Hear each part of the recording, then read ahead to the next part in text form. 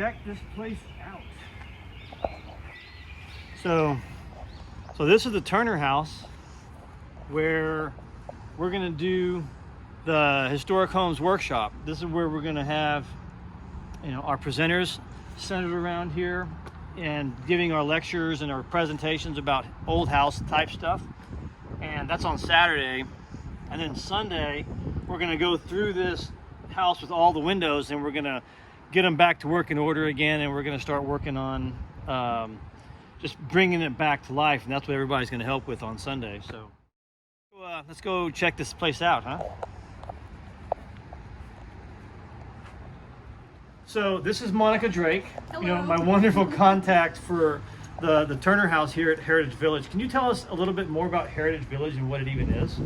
Yeah, sure. So Heritage Village is a 21-acre living history park and museum. We've got about 30 different houses on property. Yeah. Most are original houses that were relocated here from places in Pinellas County so that they could be preserved. Right.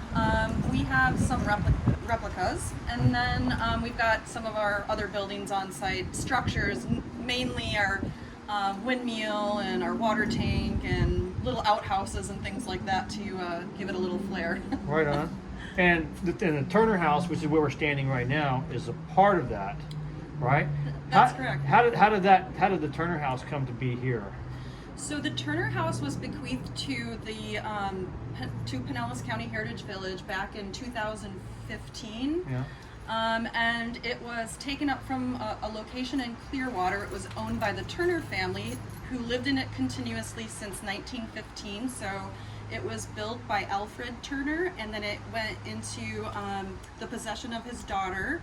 And once she passed away, it came here, and it had to be basically shipped on a flatbed all the way down here. Right on. But like here you guys, like you don't have any ropes here.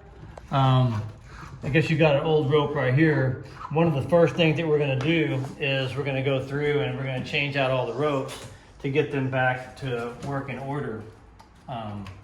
So we'll have to take the stops off here, take the sashes out, open them up, and get them working again. Wow. Maybe we can get some stops donated so that when we're putting the windows back together, we can put new stops on there, because this one's not gonna make it, I don't think. This one here, this has got some termite damage on it, but it's not too bad. This might be a good candidate for an Abitron repair. You know, some epoxy there, a little bit there. Did you know that Abitron is stainable? Yes, it is. So, is this one open? Oh, it does. Oh, look. Beautiful. Oh, man. Look at that glass. Looks like we're gonna have to do some glass work too. We got some of that old weather strip in here that we're gonna have to contend with while we're here. That'll be fun. If you want to learn how to glaze, you know, this is one of the things that we'll end up doing. We'll have to put a new piece of glass in here. That's cool. Oh man, I don't know, man. We'll see. Lots that we have to do here. So we'll probably be donating some sashes to the work here. So this might be able to be saved, maybe. I don't know. It's kind of, the longer they sit, you know, the more they need. And you were telling me, how long has this building been sitting now? It's been sitting now, we got it on property about 2015, 16, so it's been sitting for about 6 years. So we were really excited. Check this out. I think that this is some termite damage here that will warrant a new sash being made, for sure. So we'll get to see that at the Historic Homes Workshop. I mean, I'll be demonstrating sash making here, for sure. No. There it goes. Oh yeah.